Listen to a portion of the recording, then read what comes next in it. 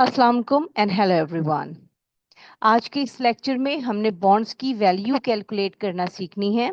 Bonds की value या price of the bonds कह लें। और हमने ये देखना है कि बॉन्ड्स क्या होते हैं, इनकी कितनी टाइप्स होती हैं और इनकी मेन कैरेक्टरिस्टिक्स क्या क्या होती हैं। इसके अलावा हम कुछ प्रॉब्लम्स सॉल्व करेंगे जो कि बॉन्ड्स वैल्यूएशन से रिलेटेड हैं। बुक हमारे पास है fundamentals of financial management by Brigham Houston, और 7 चैप्टर हम कवर कर रहे हैं। सबसे पहले देखते हैं कि बॉन्ड्स क्या होते हैं। अब bonds is a long term contract होते हैं। लाइक 5 इयर्स 10 इयर्स की बात कर लें, आप 20 इयर्स की या 30 इयर्स की बात कर लें। लॉन्ग टर्म कॉन्ट्रैक्ट होते हैं जिसमें बोरोवर कौन होता है? जनरली कॉरपोरेशंस या कंपनीज की हम बात करते हैं। गवर्नमेंट भी हो सकती है, लोकल गवर्नमेंट भी हो सकती है, फॉरेन गवर्नमेंट भी हो सकती है, लेकिन जो स्पेसिफिकली हमारा मेन टारगेट है वो कॉरपोरेट बोरोवर्स हैं या कंपनीज की हम बात कर रहे हैं। कंपनीज बॉन्ड इशू करती हैं और जो इसको परचेज करते हैं, जो इन्वेस्टर्स होते हैं, वो बॉन्ड होल्डर्स कहलाते हैं। और जो बोरोवर्स कंपनीज होती हैं वो क्या करती हैं? पेमेंट्स ऑफ इंटरेस्ट करती हैं। यानी कि जो बॉन्ड होल्डर्स हैं उनको क्या चीज मिलती है? रेगुलर इंटरेस्ट पेमेंट मिलती है। और फिर जब बॉन्ड्स की मेच्योरिटी हो जाती है, यानी टाइम खत्म हो जाता है, तो फिर उनको उनकी प्रिंसिपल अमाउंट भी मिल जाती है। और ये स्पेसिफिक डेट को मिलती है, यानी कि डेट भी मेंशन होती है कि कितने साल का बॉन्ड है और कितने साल बाद वो बॉन्ड रिडीम हो जाएगा। उसके प्राइस या उसकी जो रिडम्पशन वैल्यू है वो भी बॉन्ड्स की दी हुई होती है। खास बात यह है कि इसमें पेमेंट ऑफ इंटरेस्ट होता है और इंटरेस्ट पीरियोडिकली होता है। जो मेन पॉइंट्स हैं, फर्स्ट ऑफ ऑल बॉन्ड से रिलेटेड वो है कि ये लॉन्ग टर्म डेट इंस्ट्रूमेंट होता है। कोई भी कंपनी दो तरह से अपना फाइनेंस रेज कर सकती है। एक डेट इंस्ट्रूमेंट के तहत, यानी कि लॉन्ग टर्म लायबिलिटीज, या फिर इक्विटी इंस्ट्रूमेंट के तहत जिसमें हमारे पास इशुएंस ऑफ शेयर्स होते हैं। पीरियोडिक इंटरेस्ट पेमेंट होती है, इसमें सेमी एनुअल पेमेंट भी हो सकती है, क्वार्टरली पेमेंट भी हो सकती है, ईयरली तो मिनिमम होती ही है। इसके अलावा जैसा हमने अभी जिक्र किया कि अगर कंपनी को कैपिटल रेज करना है, पैसों की ज़रूरत है, तो कंपनी या तो शेयर्स इशू कर सकती है या बॉन्ड्स इशू कर सकती है। कंपनी बॉन्ड्स इस वजह से इशू करती है कि जो बॉन्ड्स होते हैं, इसमें एक एडवांटेज ये होता है कि ये इसमें कंपनी को एक फिक्स्ड इनकम देनी पड़ती है। यानी कि कॉरपोरेशन एक फिक्स इंटरेस्ट पेमेंट देते हैं।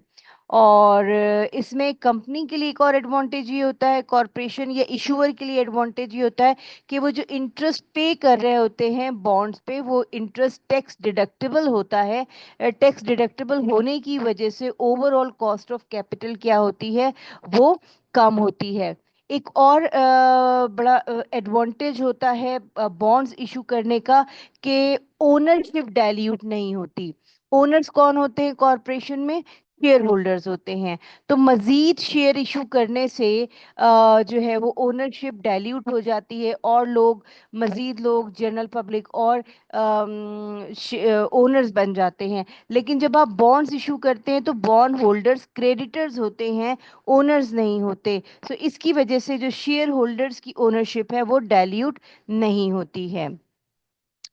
इसके अलावा हमारे पास डिफरेंट टाइप्स के बॉन्ड्स होते हैं। सबसे पहले हमारे पास है ट्रेजरी बॉन्ड्स, या इसको हम गवर्नमेंट बॉन्ड्स भी कहते हैं। और जैसा कि नाम से ही जाहिर है, ये बॉन्ड्स कौन इशू करता है? ये गवर्नमेंट्स इशू करती है। और गवर्नमेंट ये क्यों इशू करती है? उसने अपने अगर कोई फेडरल स्पेंडिंग्स करनी है या अपने स्पेंडिंग्स को फाइनेंस करने के लिए गवर्नमेंट ट्रेजरी बॉन्ड्स इशू करती है।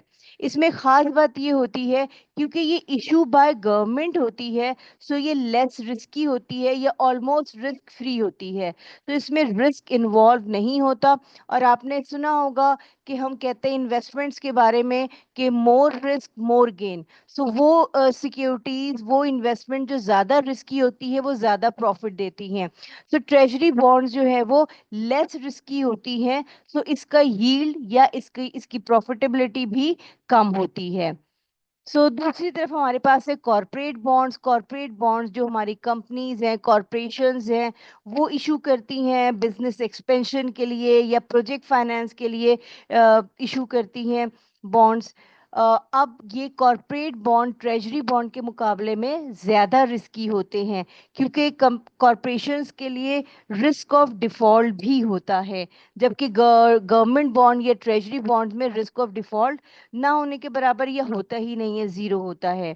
सो कॉरपोरेट बॉन्ड ज़्यादा रिस्की होती हैं। सो ज़्यादा रिस्की होती है, इसका मतलब है इसका रिटर्न भी ज़्यादा होता है, बॉन्ड होल्डर्स को इस पे यील्ड भी ज़्यादा मिलती है।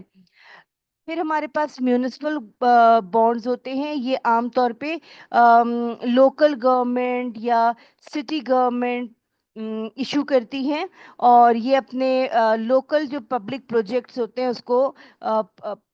उसको फाइनेंस करने के लिए इशू करती हैं। अच्छा, ये भी इसमें भी आपको टैक्स एडवांटेज मिलता है गवर्नमेंट को, इस वजह से इसकी यील्ड क्या होती है, लो होती है, टैक्स एडवांटेज की वजह से। इसके अलावा इसमें थोड़ा सा risk as compare to treasury bonds, जिसमें थोड़ा रिस्क शामिल होता है। तो इसकी प्रॉफिटेबिलिटी या इसकी यील्ड जो है वो ट्रेजरी बॉन्ड्स के मुकाबले में थोड़ी ज़्यादा होती है, लेकिन स्टिल कॉरपोरेट बॉन्ड्स के मुकाबले में इसकी जो इस इन्वेस्टमेंट पे रिटर्न होता है रिलेटिवली वो कम होता है। उसके बाद हमारे पास है फॉरेन बॉन्ड्स। जैसा कि नाम से ही जाहिर है, इसको फॉरेन गवर्नमेंट या फॉरेन कंपनीज इशू करती हैं, और ये डोमेस्टिक मार्केट में सेल होते हैं बाय फॉरेन गवर्नमेंट और कंपनीज।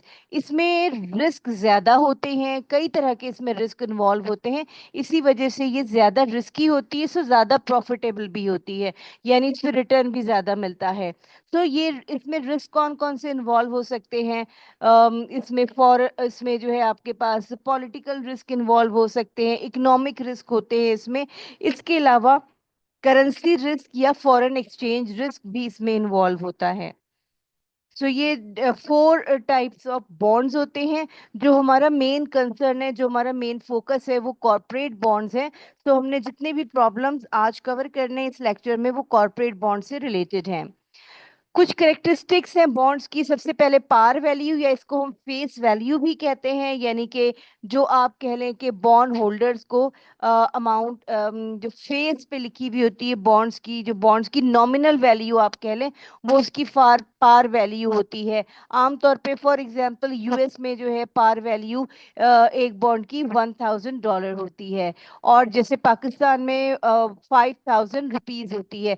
लेकिन ये दोनों अमाउंट 100% यही नहीं होती हैं, ये चेंज भी हो सकती हैं, वेरी भी हो सकती हैं।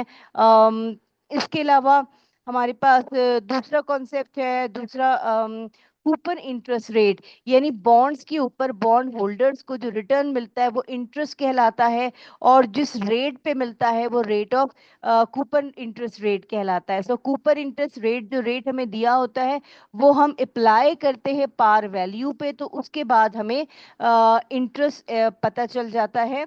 यानी कॉरपोरेट के लिए तो वो इंटरेस्ट एक्सपेंस होगा, और बॉन्ड होल्डर्स के लिए वो इंटरेस्ट इनकम होती है।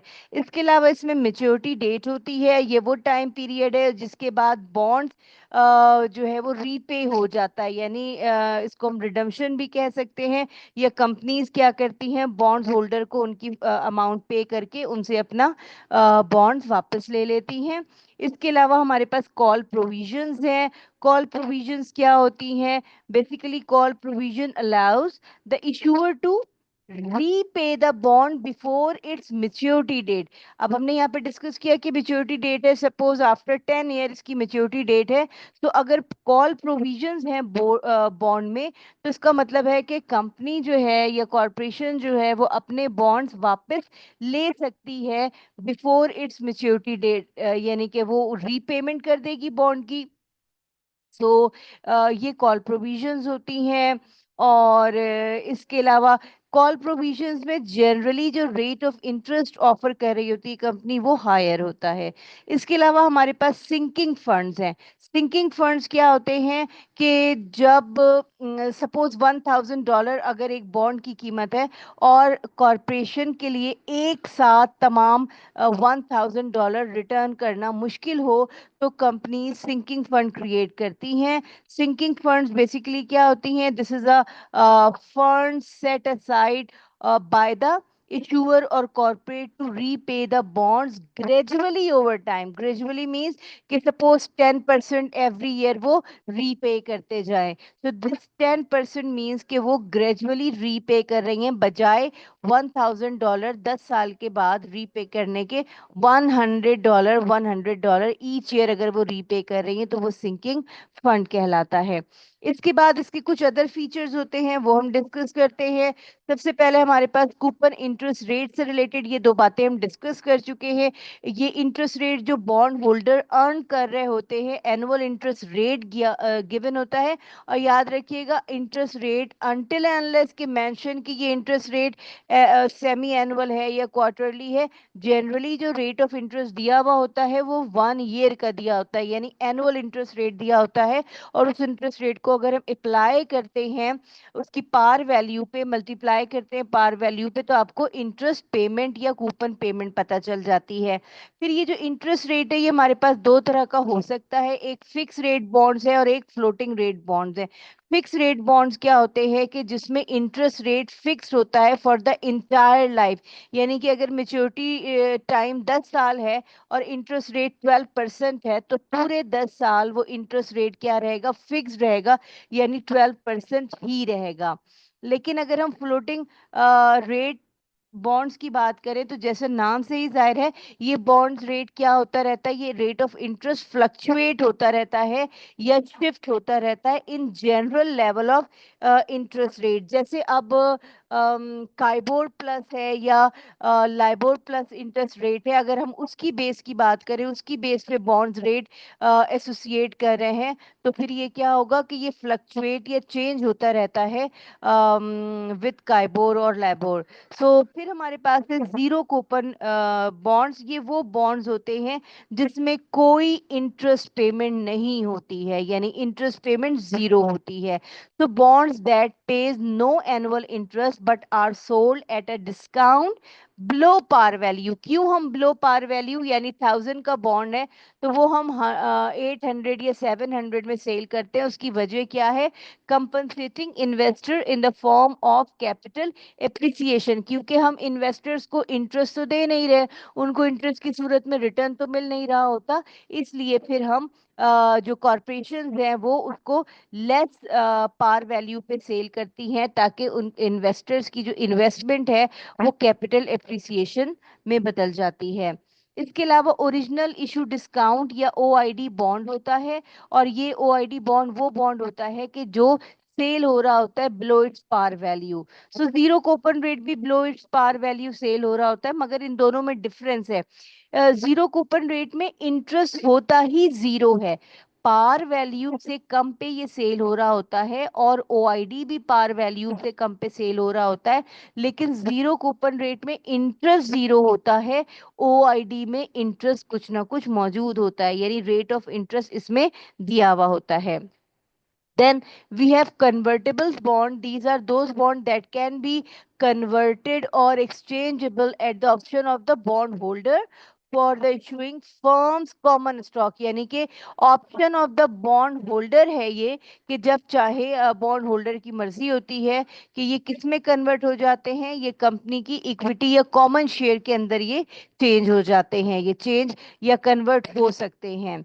फिर वारंट्स होते हैं हमारे पास. तो वारंट्स क्या होते हैं, एक्चुअली वारंट्स बॉन्ड्स नहीं होते, ये लॉन्ग टर्म ऑप्शंस होती है to buy a stated number of shares of common stock. यानी कि ये एक ऑप्शंस होती है, बॉन्ड्स के साथ ही एसोसिएटेड होती है, लेकिन हम इसको ये कहते हैं कि ये ऑप्शन है और कंपनी चाहे तो इस ऑप्शन को एक्सरसाइज करके number of certain shares of common stock company purchase कर सकती है, फॉर बॉन्ड होल्डर परचेज कर सकता है for a specified price. Then we have putable bonds. तो पुटेबल बॉन्ड्स वो होते हैं कि जिसमें एक बॉन्ड्स में एक प्रोविजन मेंशन होती है जिसमें कहा जाता है कि इन्वेस्टर्स या बॉन्ड होल्डर्स उसको सेल बैक कर सकते हैं कंपनी को prior to maturity at a pre arrange price. तो पुटेबल बॉन्ड्स, अभी हमने इससे पहले एक और बॉन्ड्स पढ़े थे जिसमें हमने पढ़ा था कॉल प्रोविजंस मौजूद होती है. तो कॉल प्रोविजंस में भी क्या होता है इसमें, लेकिन जो कॉरपोरेशंस हैं वो कॉल करती हैं अपने bonds eight their on option. वो उनकी मर्जी होती है, वो कॉल बैक करें या ना करें, वो रीपे करें बिफोर मेच्योरिटी। यानी call provisions are at the option of the corporations, not the bond holders. Whereas putable bonds are those bonds in which the option is associated with bond holders। यानी bond holders चाहें तो वो अपनी option exercise कर सकते हैं कि उसको वापस कंपनी को सेल कर दें। Then we have income bonds. और इनकम बॉन्ड्स वो बॉन्ड्स होता है कि इसमें इंटरेस्ट तब पे किया जाता है कि जब कंपनी सफिशिएंट इनकम बनाती है। अगर कंपनी सफिशिएंट इनकम नहीं बनाती तो कंपनी की ऑप्शन है, इंटरेस्ट वो पे करती है या नहीं करती है। तो ये डिफरेंट फीचर्स थे, डिफरेंट कैरेक्टरिस्टिक्स थी, और ये यूजफुल है आपके लिए अगर कोई एमसीक्यूज आते हैं या डेफिनेशंस आती हैं। तो ये बहुत कॉमन है एग्जाम में कि ये चीजें टेस्ट की जाती हैं। Then there is a concept between bond price and interest rates.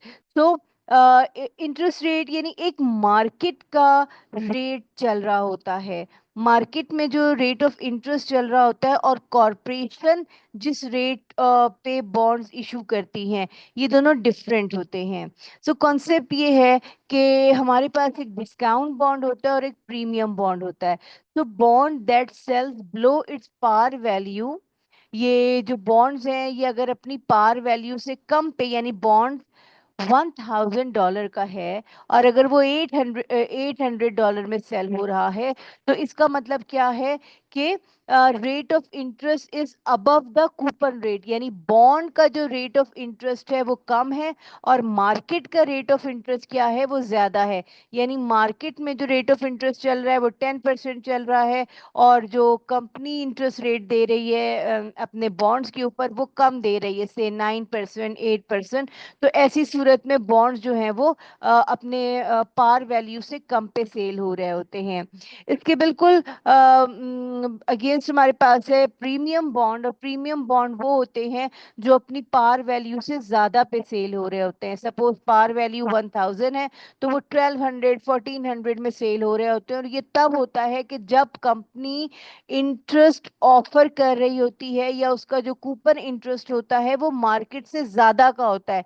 यानी मार्केट में आमतौर पे जो रेट ऑफ इंटरेस्ट है वो 10% चल रहा है, लेकिन कंपनी अपने बॉन्ड होल्डर्स को जो रिटर्न दे रही है वो कितना दे रही है, वो 12%, 14% दे रही होती है। तो ऐसे में बॉन्ड्स की वैल्यू बढ़ जाती है और बॉन्ड जो है वो एट प्रीमियम सेल होता है, यानी over and above of its par value.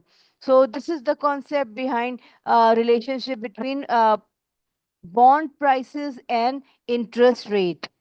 So this is the formula of bonds price या bonds value। और हम क्या करते हैं, तमाम फ्यूचर कैश फ्लो को हम देखते हैं आज क्या वैल्यू है, तो वो बॉन्ड्स वैल्यू कहलाती है। इसमें बॉन्ड्स वैल्यू कैलकुलेशन में दो चीजें हैं, इंटरेस्ट रेट, इंटरेस्ट या कूपन इंटरेस्ट आप कह लें, और फिर फेस वैल्यू या पार वैल्यू जो उसकी फ्यूचर वैल्यू होती है, जो मेच्योरिटी के वक्त उसने देनी होती है। सो अब यहाँ पे इंटरेस्ट की हम जब बात कर रहे होते हैं तो इंटरेस्ट की एक पेमेंट नहीं होती, मल्टीपल पेमेंट होती हैं। और जो उसकी फेस वैल्यू या पार वैल्यू है उसकी जस्ट वन पेमेंट होती है। तो जब आप बॉन्ड्स की वैल्यू कैलकुलेट कर रहे होते हैं तो इंटरेस्ट को प्रेजेंट वैल्यू में कन्वर्ट करने के लिए आपको एन्युटी फैक्टर लगाना होता है। एन्युटी फैक्टर यूज होता है when you have multiple payments. और ये सिंपल प्रेजेंट वैल्यू फैक्टर है, और ये तब हम लगाते हैं जब हमारे पास सिंगल वैल्यू होती है या सिंगल हमने वैल्यू को प्रेजेंट में कन्वर्ट करना होता है। सो बॉन्ड्स वैल्यू एक्चुअली हम वैल्यू टुडे कैलकुलेट कर रहे होते हैं, इसलिए तमाम फ्यूचर कैश फ्लोज की हम प्रेजेंट वैल्यू कैलकुलेट करते हैं। तो इसकी हम प्रैक्टिस करेंगे, और प्रैक्टिस के लिए हमारे पास एक्सेल शीट मौजूद है जिसमें सबसे पहला जो प्रॉब्लम है वो 7-1 है, बॉन्ड्स वैल्यूएशन से रिलेटेड है। और ये हमारे पास बॉन्ड्स वैल्यूएशन का फॉर्मूला है। तो इन सिंपल वर्ड्स अगर हम कहें बॉन्ड्स वैल्यू, सो ये आप कैसे कैलकुलेट करेंगे, हमारे पास होगी इंटरेस्ट और इसको हम मल्टीप्लाई कर देंगे प्रेजेंट वैल्यू एन्युटी फैक्टर से, और फिर हम इसमें प्लस कर देंगे फेस वैल्यू और फिर हम इसको मल्टीप्लाई कर देंगे, क्योंकि हमने इसको प्रेजेंट वैल्यू में कन्वर्ट करना है, तो हम इस फेस वैल्यू को हम प्रेजेंट वैल्यू में कन्वर्ट कर देंगे। सो इंटरेस्ट आप कैसे कैलकुलेट करेंगे, यहाँ पे आप देख लीजिए। हमारे पास जो जो हमें डेटा दिया हुआ है वो हम पढ़ लेते हैं। So the bonds have 23 years remaining, so this 23 represent n। ये वाला n जो है ये n रिप्रेजेंट कर रहा है, यानी कि टाइम पीरियड इसमें इन्वॉल्व है। सो n इज 23 years। उसके बाद interest is paid annually. They have a 1000 par value. So this 1000 par value is the par value और face value interest rate, coupon interest rate, यानी bonds के ऊपर जो interest rate पे किया जा रहा है वो कितना है, वो 9% है।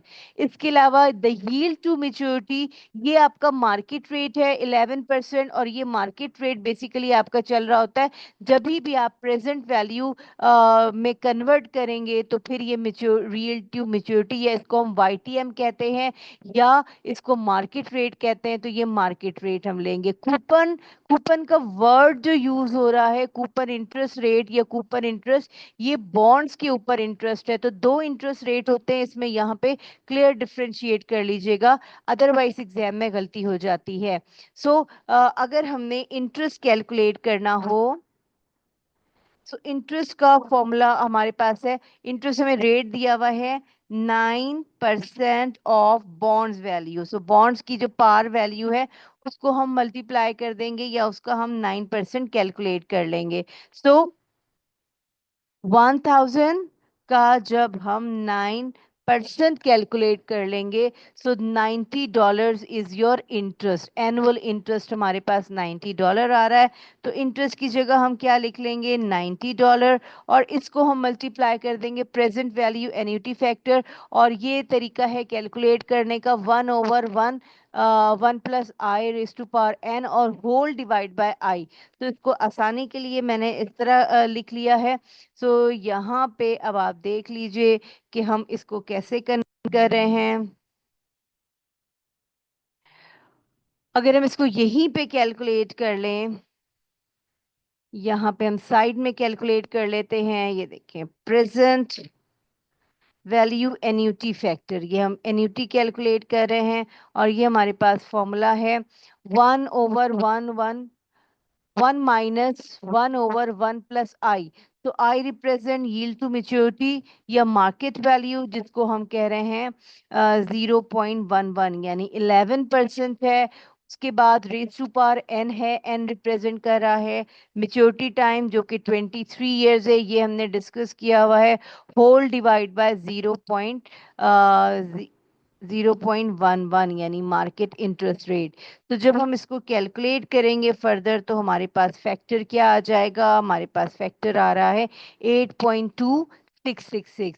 इसी तरह अगर हम प्रेजेंट वैल्यू फैक्टर कैलकुलेट करते हैं, सिंपल प्रेजेंट वैल्यू, तो ये हमारे पास फॉर्मूला दिया हुआ है, और फॉर्मूला क्या दिया हुआ है, 1/1 + आई का मतलब है यील्ड टू मेच्योरिटी जो कि हमें 11 दी हुई है, और रेस टू पावर कितने साल की बात है, 23 years की बात है। सो ये आ रही। तो अब हम अगर हम इंटरेस्ट हमने कैलकुलेट किया हुआ है, उसको हम फैक्टर से मल्टीप्लाई कर देंगे। 26643 प्लस 1000 फेस वैल्यू है, उसको हम मल्टीप्लाई कर देंगे सिंगल फैक्टर से 0907। सो बॉन्ड्स की वैल्यू फाइनली हमारे पास जो बॉन्ड्स की वैल्यू आ जाएगी,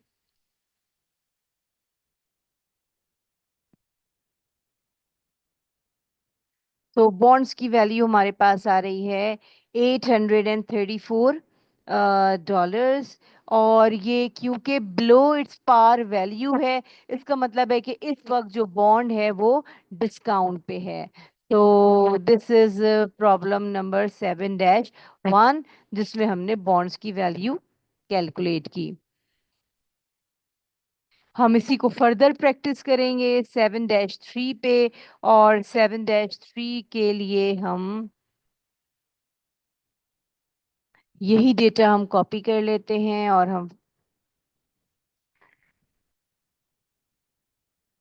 So this is 7-3. The company outstanding bonds have 1000 par value. So FV given है, सेमी एनुअल कूपन रेट दिया हुआ है. सेमी एनुअल है तो हम इसको डिवाइड बाय 4 कर देंगे ताकि हमें सेमी एनुअल आ जाए, क्योंकि ये 8% रेट ऑफ इंटरेस्ट हमेशा एनुअल रिप्रेजेंट करता है. 14 ईयर्स टू मेच्योरिटी है और YTM या मार्केट आपको रेट दिया हुआ है. सो हम यहाँ पे अगर डेटा लिखना चाहें तो हम डेटा लिख लेते हैं कि बॉन्ड्स की फेस वैल्यू जो आपको दी हुई है या पार वैल्यू दी हुई है वो कितनी दी हुई है, $1000 दी हुई है. जो कूपन रेट है वो कितना है, कूपन रेट हमारे पास है 8%. क्योंकि सेमी एनुअल है तो उसको हम डिवाइड बाय 2 कर देंगे तो एक्चुअली हमारे पास कितना आ जाएगा, 4% आ जाएगा. इसी तरह अगर हम कूपन इंटरेस्ट कैलकुलेट कर लें तो रेट ऑफ इंटरेस्ट है 4% और पार वैल्यू है 1000. सो 1000 को हम मल्टीप्लाई कर देंगे 4% से, जो कि हमारी इंटरेस्ट रेट आ जाएगा. और इंटरेस्ट हमारा एक्सपेंस टोटल इंटरेस्ट आ जाएगा जो कि $40 आ रहा है. इसके अलावा जो आपको मार्केट रेट दिया हुआ है यानी आई दिया हुआ है, तो आई कितना दिया हुआ है यहाँ पे, 11%, YTM 11%. लेकिन सेमी एनुअल पेमेंट है, क्वार्टरली होती तो हम इसको 4 से डिवाइड करते. तो आई को हमारे पास अगर हम 2 से डिवाइड करें तो 5.5% आ जाता है. इसके अलावा जो मेच्योरिटी है यानी एन दिया हुआ है, एन आपको कितना दिया हुआ है, एन दिया हुआ है 14 ईयर्स. सो टाइम पीरियड क्या होता है, मल्टीप्लाई हो जाता है, तो ये 2 से मल्टीप्लाई हो जाएगा क्योंकि सेमी एनुअल है. क्वार्टर होता तो 4 से मल्टीप्लाई हो जाता. टाइम वैल्यू ऑफ मनी हमने एक चैप्टर 5 किया था ब्रिगम ह्यूस्टन का, और उसमें हमने देखा था कि जो रेट ऑफ इंटरेस्ट है वो डिवाइड हो जाता है और एन जो है वो मल्टीप्लाई हो जाता है अगर पेमेंट आपकी अदर देन एनुअल हो. यानी अगर मंथली होगी तो आई जो है 12 से डिवाइड हो जाएगा, एन 12 से मल्टीप्लाई हो जाएगा, एंड सो ऑन. तो यहाँ पे एन हमारे पास 28 आ रहा है. तो अब हम इसको सॉल्व करते हैं. हमारे पास इंटरेस्ट की जगह हमने कितना लिखा हुआ है, इंटरेस्ट की जगह हमने हम इसको सॉल्व करने से पहले प्रेजेंट वैल्यू एन्यूटी फैक्टर हम निकाल लेते हैं. सो 1 - 1 ये फॉर्मूले का है. 11% के बजाय हमारा जो परसेंटेज है वो कितनी है, वो है 5.5. सो 0.055 हो जाएगा. टाइम पीरियड यहाँ पे हमारे पास 28 है क्योंकि हमने 14 को 2 से मल्टीप्लाई किया है, और ये आ जाएगा 0.055. तो इसको जब हम फर्दर कैलकुलेट करेंगे सो हमारे पास जो फैक्ट वो आ रहा है, अमाउंट फैक्टर्स आ रहा है, प्रेजेंट वैल्यू एन्युटी फैक्टर वो 14.12 आ रहा है. और सिंगल वैल्यू फैक्टर अगर हम कैलकुलेट करते हैं तो ये 0.55 है. टाइम पीरियड हमारे पास कितना है, 28 है. तो इसकी जब हम फर्दर इसको सिंप्लीफाई करेंगे या इसकी कैलकुलेशन करेंगे तो हमारे पास जो सिंगल वैल्यू फैक्टर आ रहा है वो कितना आ रहा है. सो यहाँ पे पार है, तो 0.22332 आ रहा है. तो ये दोनों फैक्टर आ गए. अब हम इंटरेस्ट कैलकुलेट, अब हम बॉन्ड्स वैल्यू कैलकुलेट कर सकते हैं. बॉन्ड्स वैल्यू हमारे पास कितनी है, बॉन्ड्स इंटरेस्ट हमने अभी कैलकुलेट किया है, दिस वन 40 कूपन इंटरेस्ट. तो इंटरेस्ट की जगह हम 40 लिख लेंगे, multiply by present value annuity factor, ये हमने 14 कैलकुलेट किया हुआ है, 14.12142. और फिर हम इसमें प्लस करेंगे फेस वैल्यू जो कि 1000 है, और बॉन्ड्स की जो इसका present value factor, single present value factor है, हम वो ले लेंगे जो कि 0.22332 है. तो इस तरह हमारी बॉन्ड्स की वैल्यू कैलकुलेट हो जाएगी यानी वैल्यू टुडे. इसीलिए हम इसको प्रेजेंट वैल्यू में कन्वर्ट कर रहे हैं. तो value of bonds today is $788. So this is the value of the bond.